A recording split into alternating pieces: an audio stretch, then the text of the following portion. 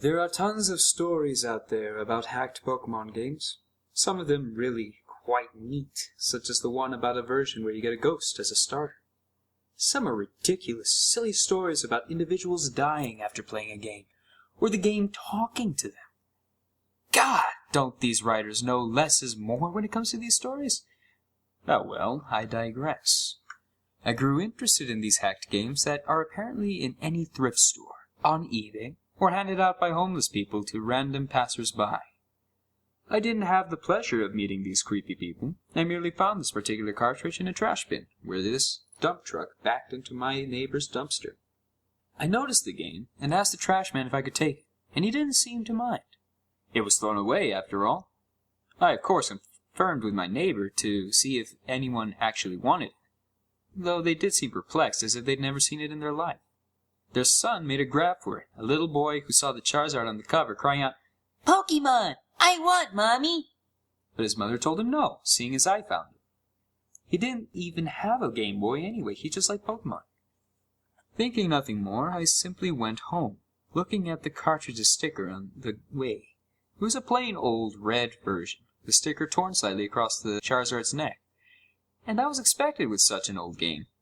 I had blue version as a kid, so I was a bit eager to see the, albeit minimal, differences red version had.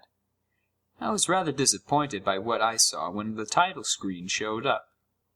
Pokemon Strangled Red version. Well, dang it, it was a hack.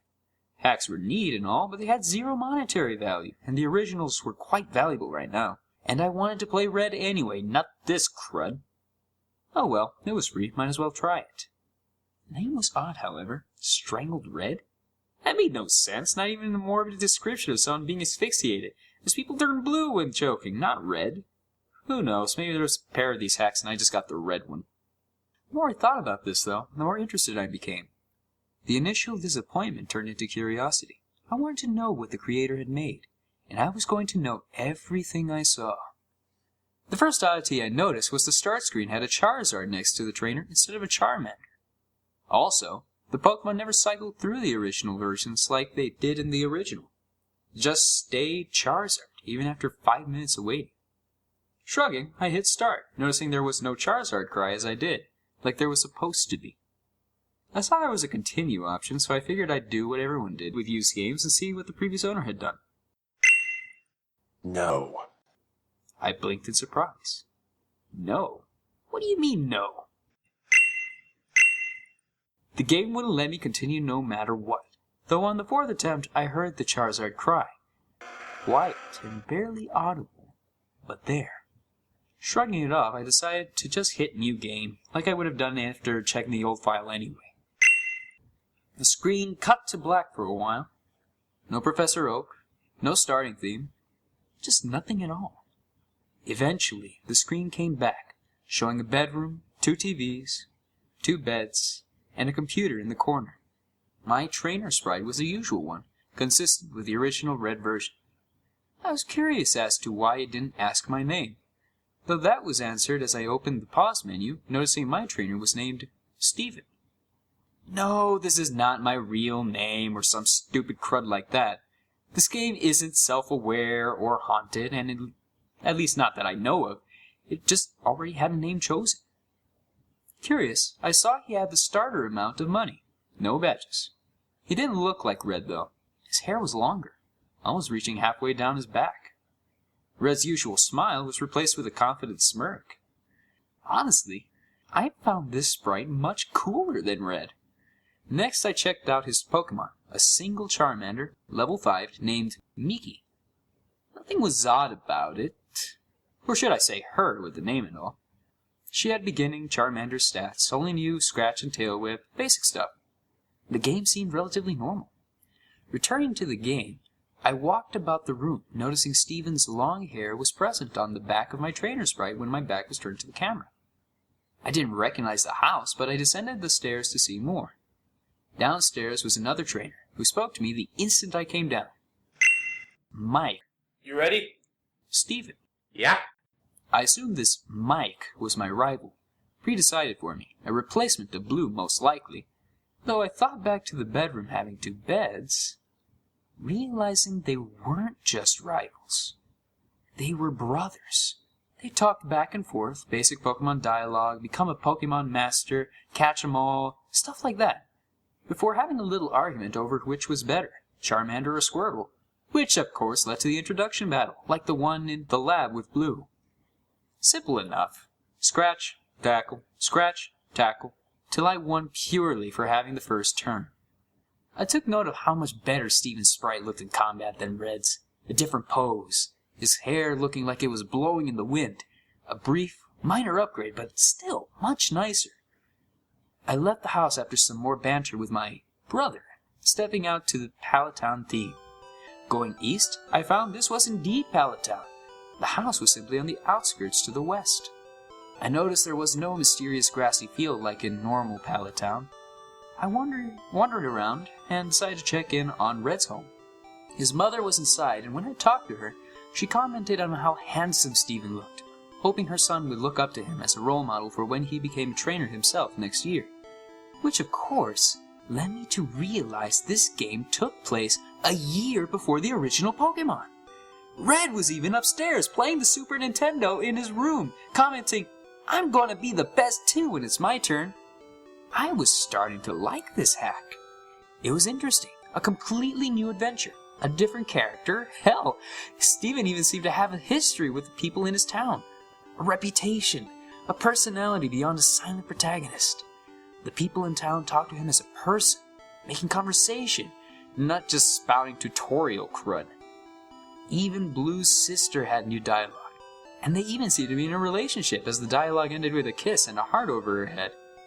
Professor Oak simply wished me well, giving me a Pokédex to aid my adventure.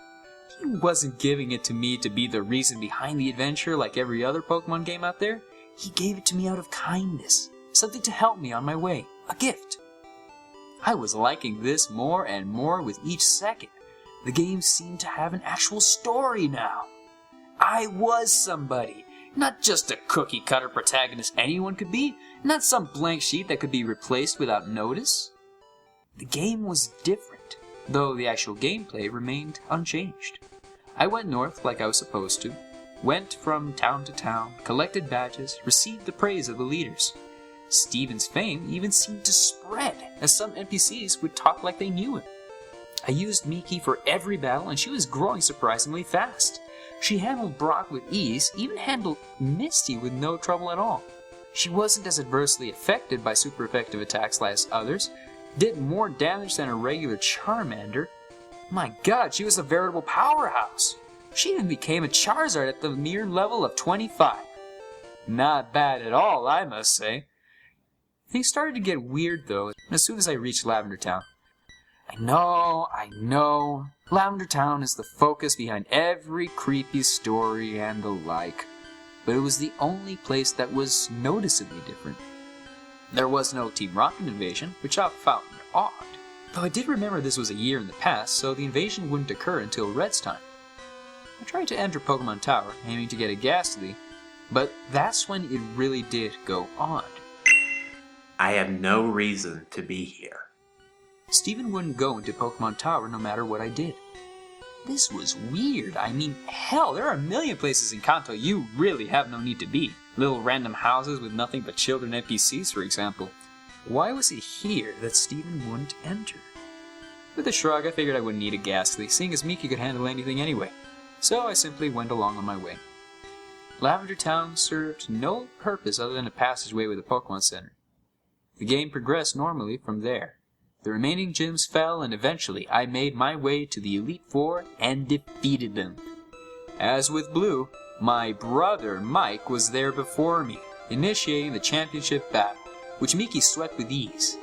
The aftermath of the battle was quite pleasant, none of the tension that was present between Red and Blue at the end of their match. The brothers congratulated each other and shook hands. The screen went white. No Hall of Fame, nor any credits. When the screen came back, it was at the house again, the two brothers sitting at the computer, conversing with each other. I don't want to. Come on, you just gotta let me borrow her for a second to finish the Pokedex. The entry won't register unless she recognizes me a master for just a second. But she's my Miki. I promise I'll give her back. Come on, please. Yes? No. I was a bit perplexed, so I hit no to be cautious. Come on, please. I realized this would simply continue to loop until I hit yes, so I did, just to see what would happen. Alright, this'll just take a second, then we'll both be Pokemasters. The screen changed to the animation shown when two people trade Pokemon, which I found a bit weird, seeing as I was solo. But whatever, this was what was apparently supposed to happen. Miki went first. I watched lazily as she began to travel down the trading tube. That made me jump. The sudden noise resonating in my silent bedroom, loud due to the volume being way up. Looking at the screen, I noticed the game had seemed to freeze. Mickey's still in mid-trade, but the game wasn't doing anything. With a sigh, I just turned off the game, wondering when my last save was. When the game turned back on, I stared for a moment at the start screen. There was no Charizard next to the trainer. Upon pressing start, I saw the new game option was absent, leaving only continue. That was strange, to say the least, so I selected it. The game starting without even showing my stats as usual. My jaw dropped at what I was greeted with. 1 year later. The Lavender Town theme came first, playing its normal way. The screen slowly fading in from blackness. Steven was in the Pokemon Tower, which made the music even stranger, seeing as the tower had its own theme. He was standing in front of a tombstone, not doing anything. Wondering what was going on, I pressed A. Confused, I tried walking, realizing I was indeed in control at the moment. I brought up the pause menu and checked my party. Miki was gone. Not just Miki, all his Pokemon. He had nothing. The Pokédex was absent from the menu. His bag was empty. Honestly concerned now, I checked his trainer card. He had no money. He had no badges. His playtime was 8,795 hours, which was impossible, as I had only 30 logged in before.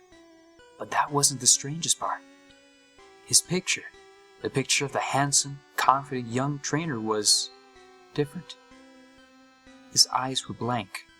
His face turned slightly down. That smirk of his was gone, replaced by a lack of any expression at all. That long hair of his, before in a perfect perm, was now messy and unkempt. Couldn't look at him anymore. Closing the menu, I went out to look outside the tower. With every step I took away from the tombstone, the screen flickered like it did when a Pokemon was poisoned. Gulping, I brought up the trainer card again. His picture was getting worse. Every step I took, he hung his head more and more. His shoulders slumped. He bent over. The time I exited the tower, he was on his knees, hands to his face, hair draped across him. I had guessed already what was going on. This clinched it. I began to put some things together in my mind. I had always wondered why there was no champion in the original games besides your rival. Why is it you, the protagonist, had to beat your rival when he just waltzed in, no previous champion to challenge? Then it struck me. The answer was right here. The previous champion gave up. His precious Miki was apparently dead, and with her so died part of him. His Pokédex, the other Pokemon, his badges, his fame, all of it. He threw it away. In that year, the year that I missed, the year where all those hours came from. Yes, I even did the math. There's 8,765 hours in a year. Add that to my 30 from before, and it matched up. Even so, the game kept going. This should have been an ending, I thought. I mean, what else was there to do? I had no Pokédex, no Pokemon, not anything. What was I supposed to be doing? I talked to everyone in the town, but they all said similar things. Are you okay? Still mourning, I see. Everything will be all right. Please, is there anything we can do? Stephen never replied to any of them. They all simply said the same things over and over. Couldn't put the game down now. This was all so strange. Curious, I headed off into the tall grass and eventually got into a battle with a Rattata. No Pokemon was sent out, just Stephen's sprite. I was wondering how I'd battle. Wild Rattata, let you be.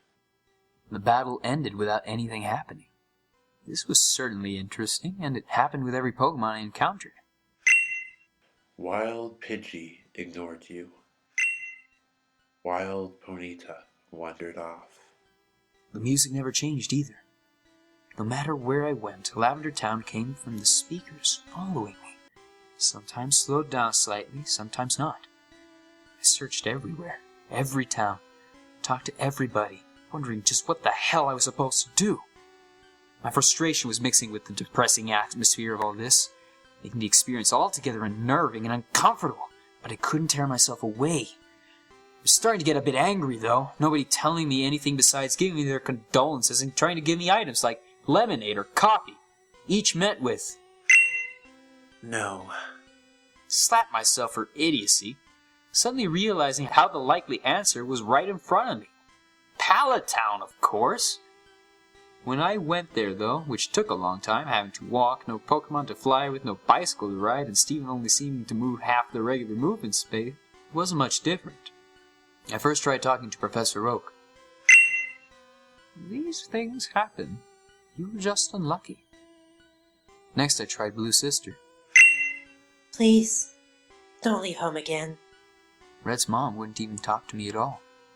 With nowhere else in mind to go, I walked to the west, finding the house from the beginning, which I had never entered since leaving Pallet Town.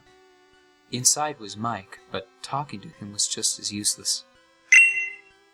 I'm so sorry. I pondered for a moment if this really was the ending. Stephen doomed to do nothing but roam Kanto in misery, haunted by the memories, forced to listen to everyone's concerns about him. As a last-ditch effort to do anything, I went to the bedroom and walked over to the bed. I'm going to sleep. The screen faded to black for a moment, but then slowly faded back in, the world having a black tint to it. Mike's sprite was laying in the other bed. I assumed this meant it was night. I'm going to do it.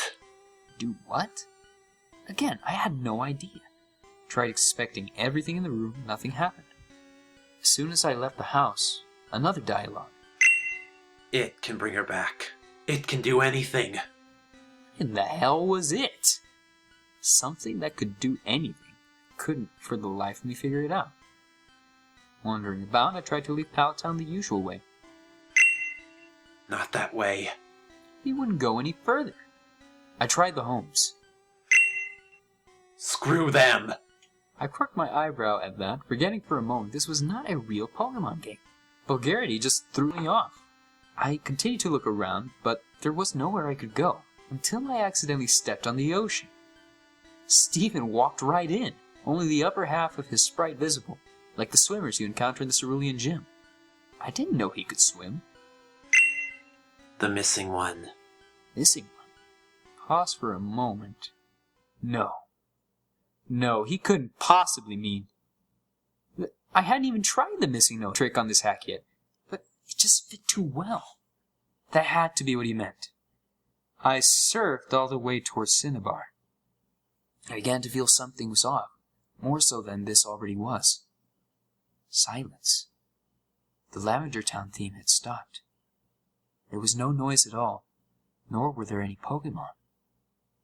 I just kept going, finding Cinnabar and surfing up and down the east coast. And lo and behold...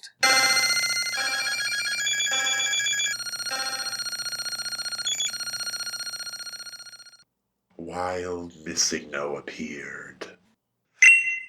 Mine.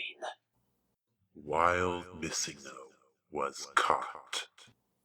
What the hell? Steven didn't do anything. He just commanded that atrocity of broken data to join him. No, become his possession. And it did. I was getting more and more disturbed by this all. Checking the start menu, I saw a missing note was not in my party, but instead an item, making things even stranger. I checked the trainer card as well. Steven had his back to me, his long hair draped behind him, his hands in his pockets. Nothing else. Remembering what he said at the start of this night, I realized what I had to do. I surfed to land and made my way northeast to, where else, but Lavender Town. Along the way, I noticed all the trainers, oddly still out at this hour, wouldn't look at Steven. All of them turning when he passed, even those that were normally static. I tried talking to one of those officers in the guard-type buildings. They all said the same thing. Just go. The one sent chills down my spine. Sometimes dead is best. My hands were sweating by this point. Steven was about to try the impossible, something some would see as a crime against nature, which many of these people shared that opinion. I steeled myself. It's just a game. I'm going to complete it. It took an eternity to reach Pokemon Tower, but I got there eventually. Taking a deep breath and heading toward the tombstone, I remembered which one. The image of Steven standing before it was burned into my memory after all. I tried inspecting it first. Miki. Nothing happened. With a gulp, I opened the menu and selected Missing Note from the bag. Steven, don't use it!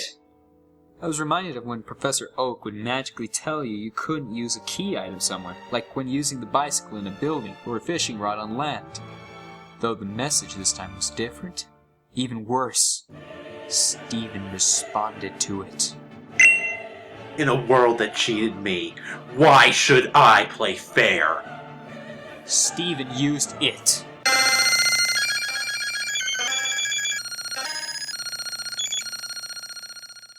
Steven, I'm Dave. What in God's name did I obtain? I couldn't tell you because the game took away my control. Without my input, Steven began to leave the tower on his own, walking single step by single step. The Lavender Town theme was starting again as he left the tower and began his excruciatingly slow journey against my will. Every time he crossed one of the borders where the music would change, it got progressively slower, more and more disturbing. By the time it reached Cerulean City, it was a demonic rumbling. I just stared, watching him, trying to guess where he was going, but it was getting more and more obvious. He was heading to Pallet Town. The music had all but stopped when he got there, playing single note by single note. He went exactly where I had guessed, right to his own house, inside, and up the stairs. At this point, there was no music. Steven moved step by step, stopping at his brother's bed, turning to face him. At first, I thought the game froze. He didn't do anything.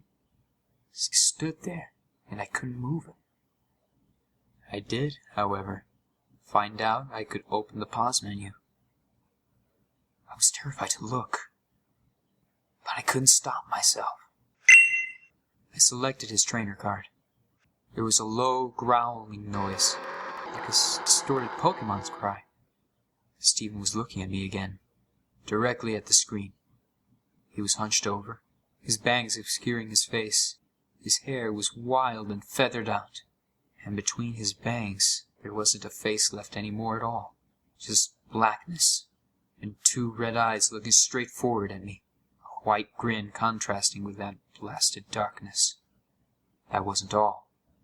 His name was now Steven. I couldn't look away, my eyes glued to his, not breaking contact for some time. My vision was getting blurry until I couldn't see very well.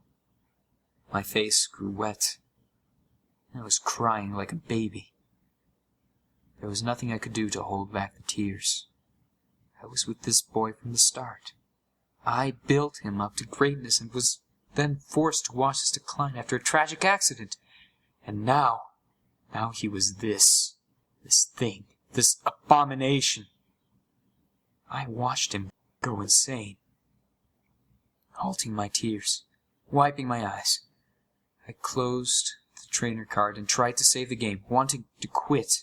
The game informed me this was impossible. Nothing can be saved now. The pause menu wouldn't close no matter what I did. So with no other option, I checked the bag. Nothing happened. I checked the Pokemon, and there was one. A single sprite met me. It had 0 HP. Its status, D-E-D. Its name, I selected it, and I was greeted with 4 options. Status. It's her. Switch. Never. Close. No. Strangle. My fingers shaking, I selected Strangle. And the menu closed, showing Stephen in the room again. Goodbye. The game shuts itself off. I was more dumbfounded than frightened. In a bit of shock, I turned it back on. The title screen showing the manic Stephen and a horribly glitched Charizard. I pressed start and continue. All I saw was a zoomed-out view of Palatine, showing Stephen's home to the west, tall grass surrounding it, those unmovable stones blocking it from the rest of town. The image was completely static. No music, no movement, before fading to white, going back to the title screen. It was as it had been when I first popped it in. A trainer and a Charizard. I attempted to hit continue. No.